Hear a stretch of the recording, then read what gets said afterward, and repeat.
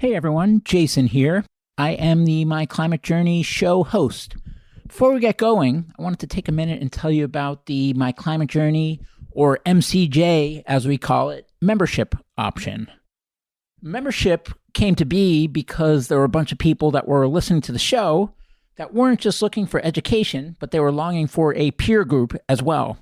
So we set up a Slack community for those people that's now mushroomed into more than 1,300 members. There is an application to become a member. It's not an exclusive thing. There's 4 criteria we screen for: determination to tackle the problem of climate change, ambition to work on the most impactful solution areas, optimism that we can make a dent and we're not wasting our time for trying, and a collaborative spirit. Beyond that, the more diversity, the better.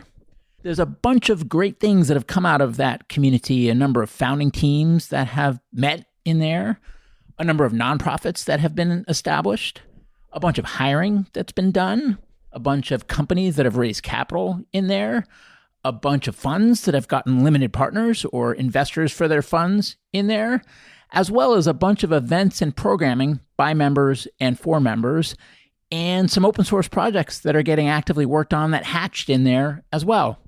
At any rate, if you want to learn more, you can go to myclimatejourney.co, the website, and click the Become a Member tab at the top. Enjoy the show. Hello, everyone. This is Jason Jacobs, and welcome to My Climate Journey. This show follows my journey to interview a wide range of guests to better understand and make sense of the formidable problem of climate change, and try to figure out how people like you and I can help. Today's guest is Patricia Bubner, co-founder and CEO of Orbillion Bio. Orbillion Bio is a lab-grown meat company cultivating heritage meats like Wagyu beef, elk, sheep, and American bison. They also recently announced a $5 million oversubscribed seed round with some great investors. I was excited for this one because animal ag is a big problem, both from an emissions standpoint and some ethical quandaries, especially as it relates to factory farming. So it's clear that alternatives are needed, but there's different choices. There's regenerative ag, there's plant-based solutions, and then there's lab-grown or cell-based. And as a consumer, it's hard to tell the difference. We have a great discussion in this episode about the landscape generally, where cell-based or lab-grown fits in, Orbillion's approach.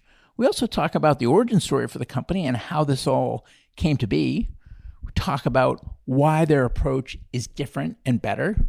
We talk about their decision to focus at the high end and how to navigate the capitalist desires of building a strong company with also the desires for accessibility and democratizing healthy choices and social justice.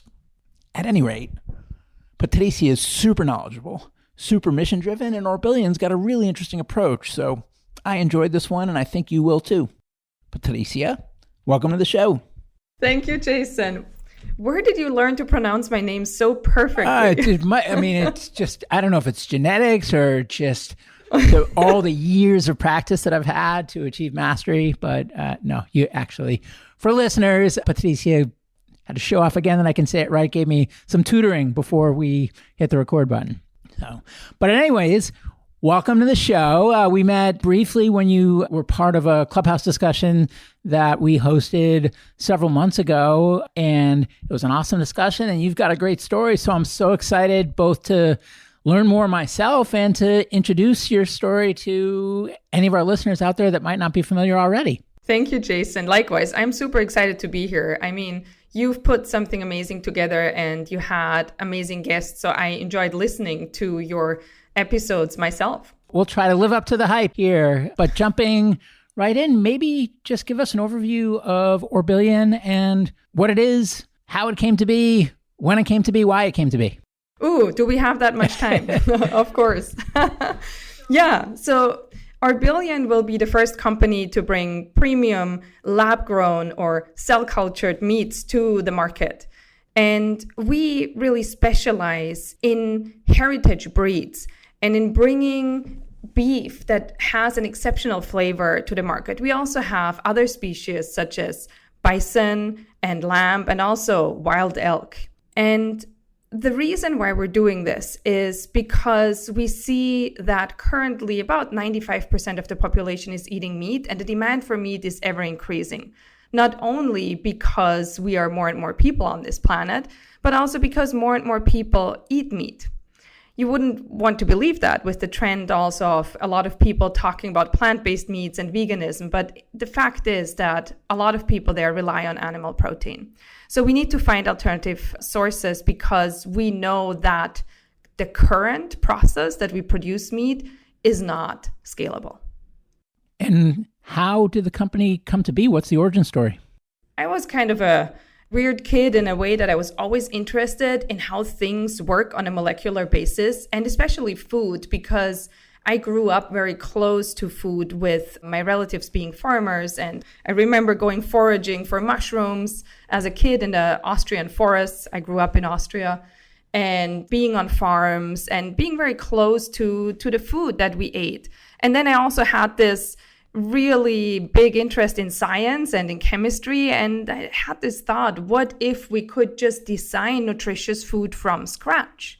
It really led me on this way. I studied chemical engineering and realized that chemistry and chemicals have a really bad name. And I didn't understand why, because it's always what you do with it. And I was on this mission to explain it to everyone that wanted it to hear it or not, that, it really matters how you work with chemistry and what you do with these things. And it's the same with food. It's the same with, if we look at what happened with biofuels, right? With plastics and so on. It really matters how you use things. And so after a journey into biofuels that brought me to UC Berkeley, I got in touch back with my passion with food through the Millet Project, which was a project that I co-founded with another chemical engineer from India. And we started growing millets with farmers here in California. We were in a historic drought, and we knew that millets are very drought-tolerant grains, very healthy, very climate-resilient grains that have been underutilized. And we started developing products, and it was kind of, I see it as my first nearly startup. But I realized with how cell-cultured meat came up also in that time in the Berkeley area, right, and in the Bay Area, that there is something out there that has a huge potential to alleviate one of the biggest problems we have in food supply right now, and one of the biggest influencers on climate change, and that's cell-cultured meat. And I was immediately fascinated when I learned about the potential that this industry can have. And alongside of that, of course, there's also a lot of other alternative proteins, is precision fermentation, perfect day came up in these days, Clara Foods, and so on. So many inspiring new ideas and potential for creating food with technologies that we knew, with safe technologies, using them in a way that we haven't thought of using them before. And that is just, as a scientist and a foodie, something that I find so interesting. And that really led me on that quest to see, so what do we have to do to make this future a reality where we can have an independent food production. By independent food production, I mean independent of land use. And there's people that still think that the way we're doing animal agriculture right now is independently scalable, but it is not. And if you look at what we're doing right now and what has happened in the past decades, I think we really need to open our eyes and see that we are living in a very dystopian world, that a lot of people, I think, don't realize what factory farming does to the environment, the true impact, to the people that work there, to the animals.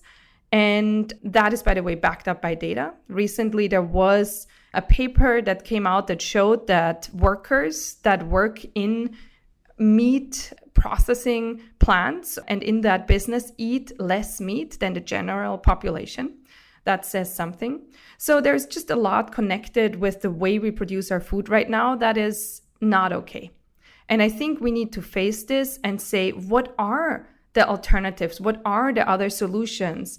And can we create something that is better than the system we have now. And I'm convinced that we can do that. And I'm convinced that we have currently a lot of potential solutions at hand. And one of them is cell-cultured meat.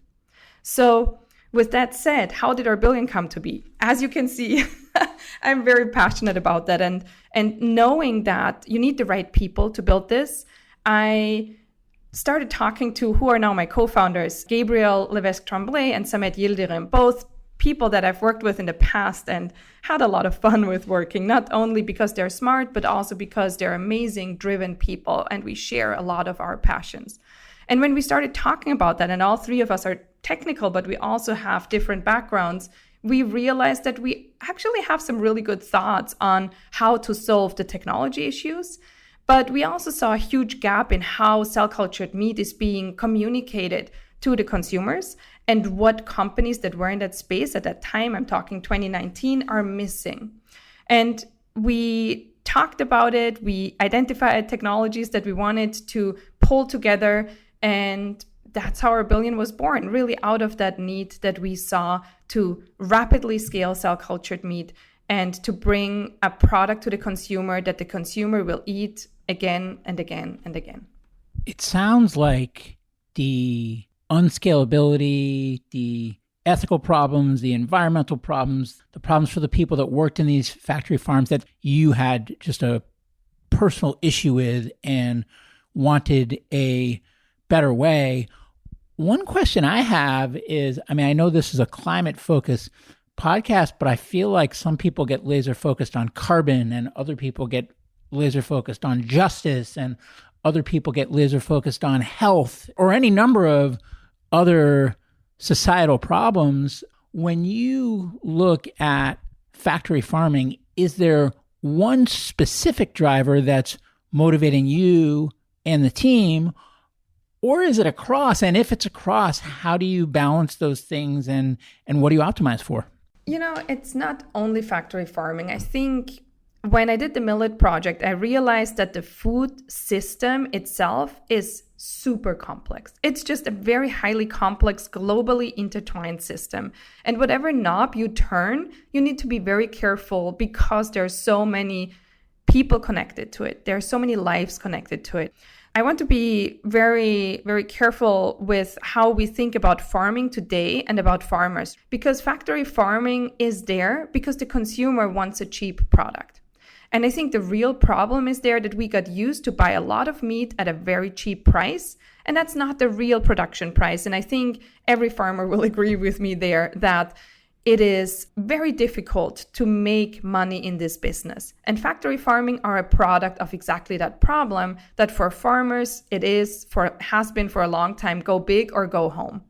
And people that work in that industries are often in regions where it's very difficult to get any other jobs than in these facilities. There was light shed on it during the heights of the pandemic when we saw that there were a lot of outbreaks in these plants and what that can do to our supply chain. So I think that the system that we have built came out of this pressure to increase yields, to bring the price down at the same time. And if I may say, we hear the same thing in cell-cultured meat right now. But that is really how we see agriculture. And why is that? Because eating is such a basic need.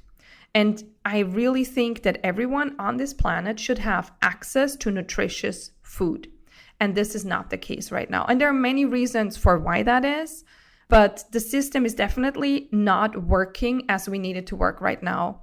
And I see a huge opportunity in using technology, in using biotechnology to alleviate these problems. Just imagine, in the future, we have a world where a country that doesn't have the land to raise livestock can grow all the meat they need. They're independent of external food supply, which means it makes them independent from the pressure of other countries and so on. So there's so much that cell-cultured meat and alternative proteins can do in democratizing access to food globally.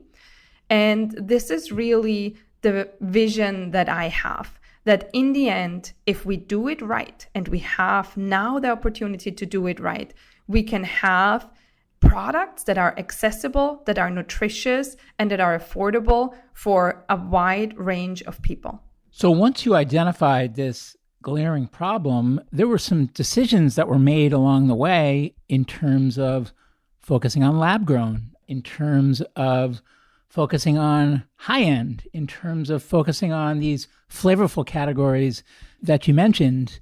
Can you talk a little bit about the process of going from I want to tackle this problem to the choices that you made and where you ultimately ended up? Part of it comes from my own experience growing up, and the other part is really data-driven and comes from primary market research that we've done.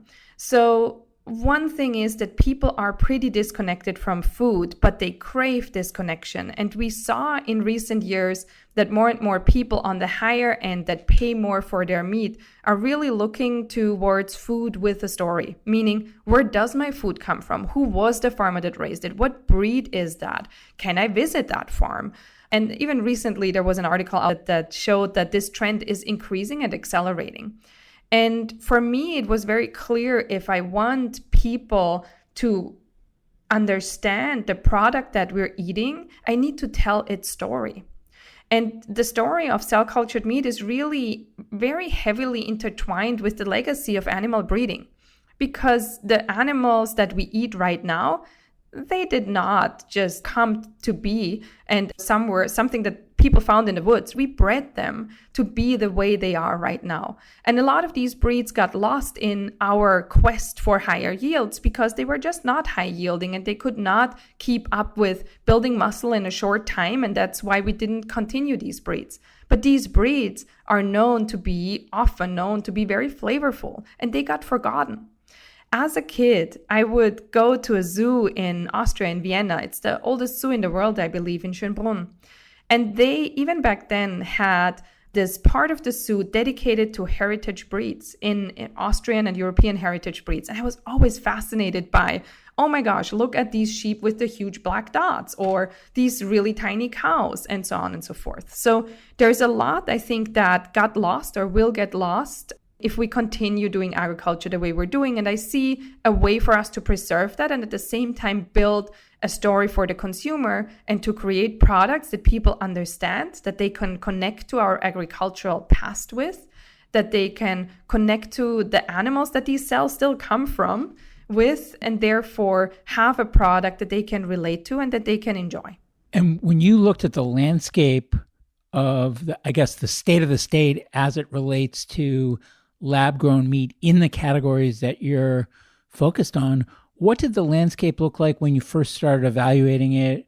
What gaps did you see, and what approach are you bringing to market that is different than what you saw to address those issues or white space? We want to address a big market. We're addressing the beef market with our Wagyu beef product. So whether this is Wagyu beef or any other beef, it's still beef. And if we eat beef, the gap that we saw is, why would you just eat any beef? Why would you cultivate the beef that we're using in factory farming when we know that's not the most flavorful one? Why don't we start with the most flavorful one? That was for me very clear. If we don't have that issue of scalability like classical agriculture has, then let's just go with the best thing we can find. And then the other part is that when we look at the products that at the time were being put out or even are being put out right now, they had a different focus. A lot of the companies that were putting their first products out tried to recreate things. And I'm not saying that's a bad thing, but I always thought, why would we try to recreate products that are out there when we can make better products? And I got a little bit inspired by Paul Shapiro and how he was talking about cheese. And he said, before there was cheese, nobody was thinking about cheese. I'm like, duh. So it was one of these epiphany moments where I was like, so what would be the most flavorful product that we can do with this new technology in cell-cultured meat? And one of the reasons is, of course, that you want to go to market, you want to penetrate a big market. 80% of the beef market in the US is ground beef. So that's a perfect target for us in the beginning. But then you won't have the scale that you need. And scalability is not only a problem in cell-cultured meat, it's a problem across industries that make a high-end product that is somewhat connected to a technology that needs to be scaled that nobody has scaled before. initially thinking we want to bring a product to market as fast as possible. What product can that be? We landed, of course, in the high-end market, in the premium market. And that, of course, is perfectly aligned with the high-quality products we want to make. And the second thing is, and also I'm not telling any secrets here, the cost of cell culture is just really high, and cost is one of the biggest problems in cell cultured meat. So we need time to bring the cost down. We know it's possible, and all the forecasts that we have seen recently, be it in the McKinsey reports, in Rethink X and so on, have shown that there is a clear path to bringing that cost down. But initially, we won't be there. So we need to have a product that we can sell at some premium margins for us to really enter in the market through the high-end retail space, premium products with chefs and so on. Then we can scale up and, similar to what Impossible Foods did, penetrate the mass market. What are the key phases to bring this kind of product to market, and where are you today? The key phases, I think, first is a proof of concept that you can really show that you have the basics to make a product, meaning you have cell lines, we're using muscle cells, we're using fat cells, we're using connective tissue cells, and so on to recreate meat that contains all these things. By the way, side note, I always found it fascinating that we are, in fact, able to produce 100% lean meat if we wanted to, which animals can't do. Right now, the next step after the proof of concept is really to go towards scalability of your product and, of course, product development. So first, you need to have your product that you want to bring to the market. We're talking about product market fit, and then you're ready to scale. And the scaling part contains two parts. One of it is, of course, you need to make more of your product, but at the same time, you also need to make sure that you build your brand, that you build a strategy to really bring this product to market. And this is, of course, challenging, but I love a good challenge. And I also think that the highest margins really are in the space where you have a branded product. And we saw success in the plant-based space also from Impossible Foods and Beyond, for example, that did that. And then after that, when you have a scalable process, you need to go through regulatory, which is a little bit of a gray space right now because there is no product on the US market right now that has regulatory approval. But after these hurdles are cleared, then you are free to sell your product. And we are right now exactly in this space between our POC that we had back in March, where we had our first tasting that was super well received and just amazing to see people enjoying our products. And now we are in growing the team and going towards that scale up process. So putting all the pieces together, we recently hired our head of product and brand strategy. So you will see a couple of more things coming out there. So stay tuned. When you think about your core customer, do you distinguish between people that are already eating these products that are not lab grown?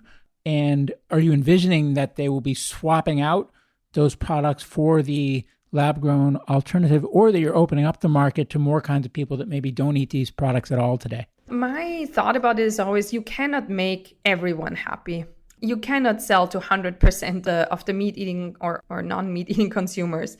Right now, we see that perception is shifting in general. When you look at the broader acceptance of products that are based on plant proteins, that even have some sort of GMO connected with it. There was a really good article about how we have to start accepting GMO for the future of food and how that can be beneficial to us.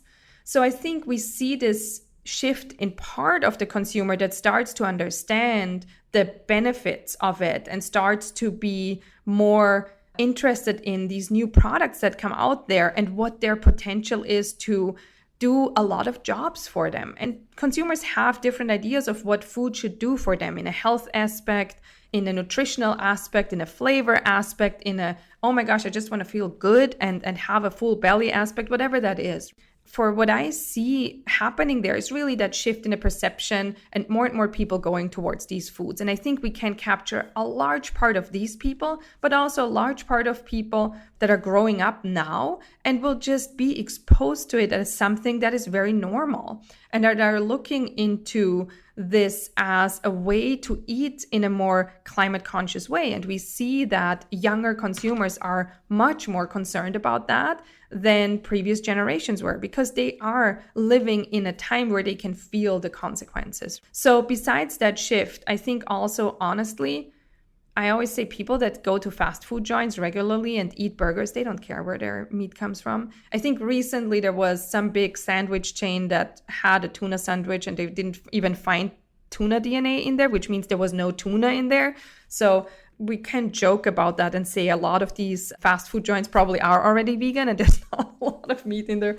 But also the meat that's in there, people don't care how it's made. I'm hungry, I want to eat something, I'm just eating it, right? We want to care, but sometimes we just don't because we're hungry.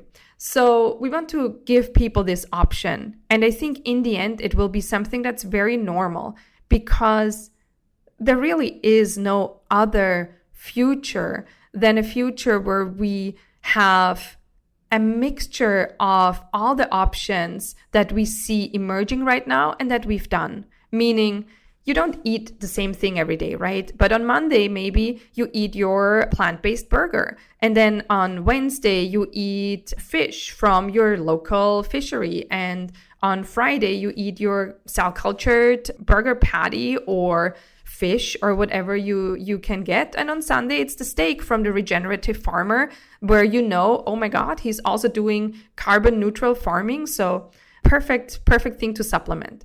And by that, even, I think we can not only capture a lot of consumers, but also we can really take a lot of pressure off that the current agricultural systems put on the planet and on the climate. Are you envisioning that this will be available in grocery? Yes, in the long term, yes. I think it will be a very normal product for people to buy and to handle.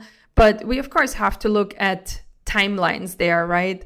And again, right now, there is no process at scale so far, but we see companies like us ramping up quickly. So I would envision that within the next 5 years, we will see something in the grocery aisles. So where would the initial channel be? For us, the initial channel will be premium retail. We want to collaborate also with chefs because they are the experts on really also bringing out the flavors in the products the best and show what people can do with it and to familiarize consumers with it. I think that's a very good way to go. And also, if you think of all the different products that are out there, we have now fermented cheese and whey protein and milk protein and cell-grown meat and cell-cultured fish and all these options. I think a lot of young chefs that are climate conscious can even start building their profile with being alternative proteins cooks, similar to what happened in the molecular cuisine back in the 90s. I think that can be a very exciting space. If I am just a patron at one of these restaurants with one of these chefs that you collaborate with, and I'm reading the menu, how much have you thought through and how much can you share how you're thinking about positioning and what I would see on the menu for your products versus the non-lab grown alternatives and how it would be positioned to me, the consumer? Yeah, we're just starting to really hone in on our strategy there. But again, the way we're thinking about that is really having a premium product that has a story to tell, that comes from a long line of breeding that has a certain story associated with it, but not necessarily lab grown. That's a term that I think is just not accurate because as every brewery, yes, we also will have a lab, but all of the product will be actually made in bioreactors, similar to how beer is being made or how a lot of industrial food processes run. So there's no difference there. That's why we don't like that term, and I definitely don't want to see it on a menu. But cell-cultured heritage meats, I think that's a good way to position it. Ethical meat, however, we want to convey that to the consumer and how they think about it. What are your estimates on timelines when consumers like me will be able to try it out in restaurants, and what needs to happen between now and then? We already have regular tastings about 2 times a year. So we want to have another one this year and then 2 more next year, really also to get consumer feedback. And I invite everyone to go to our website and sign up for our tasting waitlist there for a chance to be invited to one of these tastings. And then we plan on bringing out our product in 2023. The major 2 things that need to happen there is, of course, regulatory approval, which we already are working on. And the other thing is, of course, scaling our technology, which we're already also working on. And the most important thing there is that we need the right people. And we are already building an amazing team that I'm just really blessed with, that I can work with these people. It's just really such an amazing thing to do. And we're looking for more amazing people. So especially in the bioprocess engineering domain, people with experience, process development experience, especially, and also in the cell line development domain, as well as for persons in the near future and everything else that a growing startup needs, of course, to bring a product to market. And we've talked a bit about what needs to happen from an Orbillion standpoint, but what about the market itself for heritage or lab-grown or cell-based, whatever you want to call this category, in order for it to really take off and be a major staple of the portfolio of the diets of people around the globe? What needs to happen from a market standpoint, and where do you think some of the biggest blockers are today? That's a great question. And I'm always happy to see that more companies are coming into the space, both with B2C and B2B models, providing inputs for companies in the space. So that's great to see. I think we see that market maturation already. It's really accelerating. I'm very glad that investors are also putting more money towards the industry, which is just very important because it is a capital intensive industry, as we know. This is something that we will see accelerating. And I'm also happy because I know we started talking about heritage breeds and I was on conferences and really like, why are we not taking the best breeds? And now I see more and more cell cultured meat companies over the planet also starting to tout that narrative. And I'm really happy because I'm like, yes, please start with the best meats that you can get. And this is, of course, awesome to see. The other part that needs to happen is, I think, and we already saw bigger players in the food industry getting very interested in cell cultured meat. We saw Nestle recently also putting a bet. So this is very important because these companies have, of course, the infrastructure to help really bringing food products to the market. And we're talking about distribution there. We're talking about sales channels and so on. This will be very important to actually bring more of these products to the consumer. And the other part that is very important is, of course, on the regulatory and policy side. And I think there's a lot that we can do as scientists, as companies also to educate the consumer. But I think there needs to be more done on a educational level where we see luckily more universities teaching classes in the future of food and bringing more students into this field, which is important. Having researchers doing fundamental research on that in every aspect, be that on the basic science, but also on market research, of course, and how that will develop.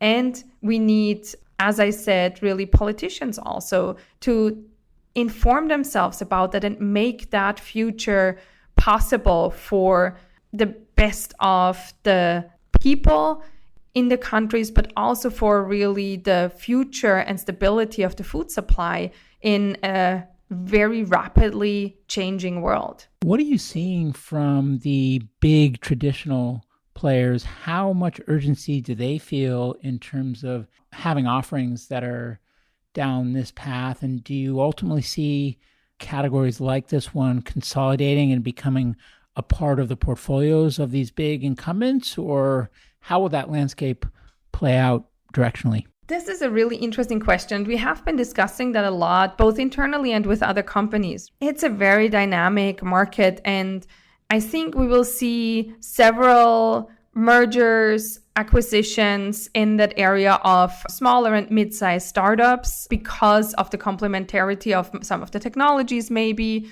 and so on. But I think there will be a couple of, let's call them winners, companies that bring their products to the market, because there is such a wide range of products that can be made. Globally, we're looking at very different markets and very different foods that people eat. Just saying it for the Americans, not everyone in the world eats burgers.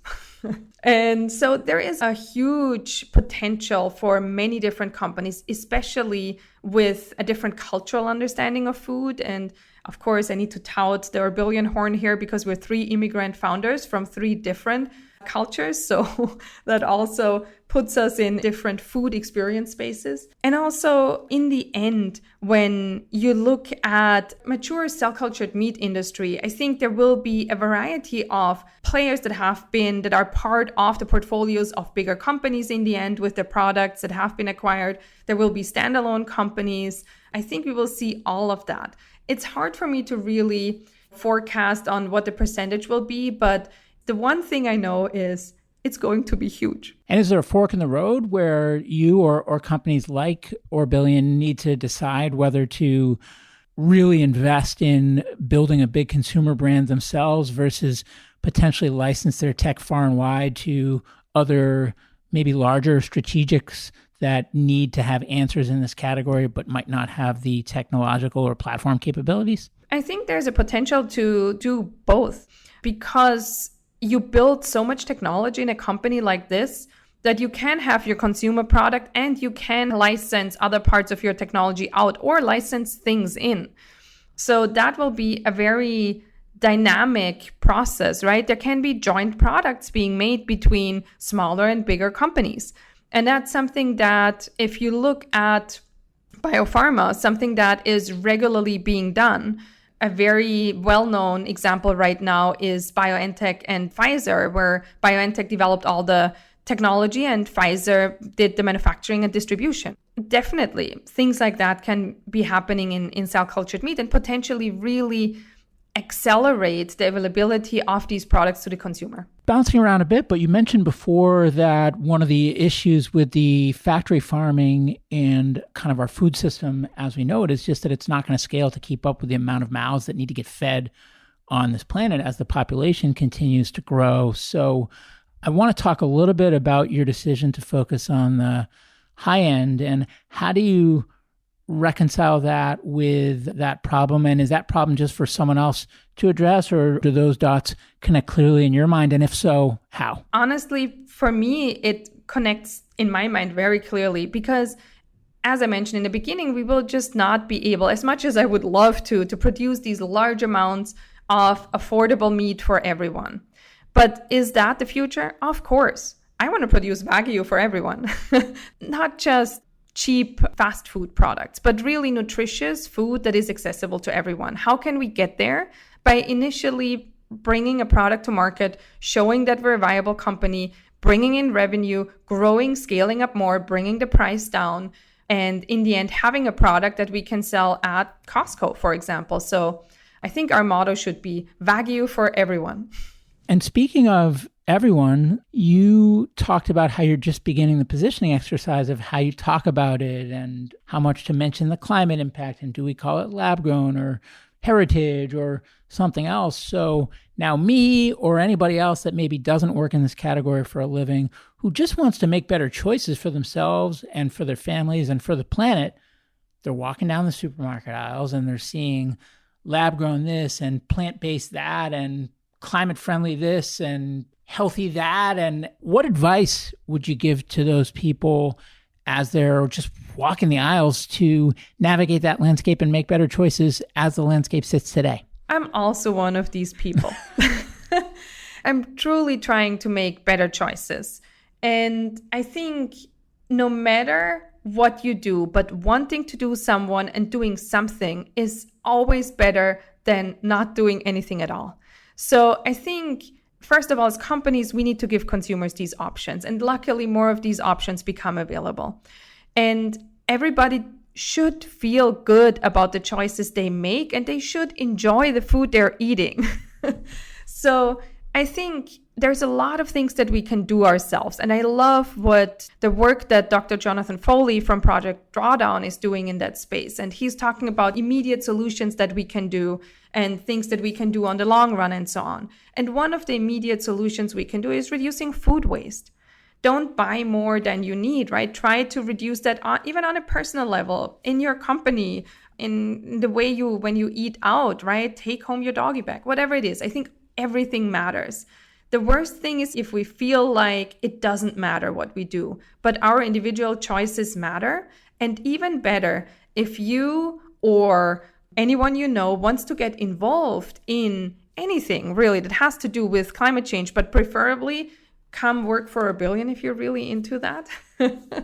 That's also something you can do. I want to get as many people involved in the space as possible. So if you could wave your magic wand and change one thing that's outside of the scope of your control or 4 billion's control, that would most dramatically accelerate the progress of 4 billion and the category generally, what would you change and how would you change it? The thing I would change would be and that's a really difficult thing to do, I realize that, would be the way we talk about food, meat especially, as if it would be something that only a part of us wants to change and the other part is just plain wrong. I would like to have an integrated and honest discussion of all players in the field without the accusations, and just say like, hey, you're doing plant-based, that's great. You're doing regenerative agriculture, also great. How can we really build the future of food together so that it makes sense, that it is just? Because all of us, what we want is we want to feed people and we want to not harm the planet in that course. It's the same thing for really everyone. Ask the farmers that have been putting food on our table for the past centuries. That's what they want. They want to feed people and make a living off of it. And that's a fair thing to ask. So usually I don't ask follow-ups to that magic wand question, but in this case, a follow-up just popped in my head. And that's just how big an issue are the trade groups and lobbyists? Are you seeing the same kinds of trade groups and lobbyists here that one might see in oil and gas, for example? It may be similar. Right now, we haven't faced massive opposition, but it's also we don't have regulatory approval. I think there's a lot of misinformation out there, and there's also a lot of skepticism. And skepticism is not bad. I think we really need to have a good conversation about it. We have to, again, as I said, make sure that we are transparent as an industry and that we also work together with these other groups. But do we anticipate problems? Yeah. My last question is just for anyone listening that is inspired about what you're doing, where do you need help and who do you want to hear from? Yes, so I would, of course, as I mentioned, I would love to hear from people that want to work in cell-cultured meat, preferably have industry experience in process development, cell and engineering, people operations, and so on. Definitely reach out to us. And of course, any chefs, retailers that are interested in these products, we would love to hear from you and work with you.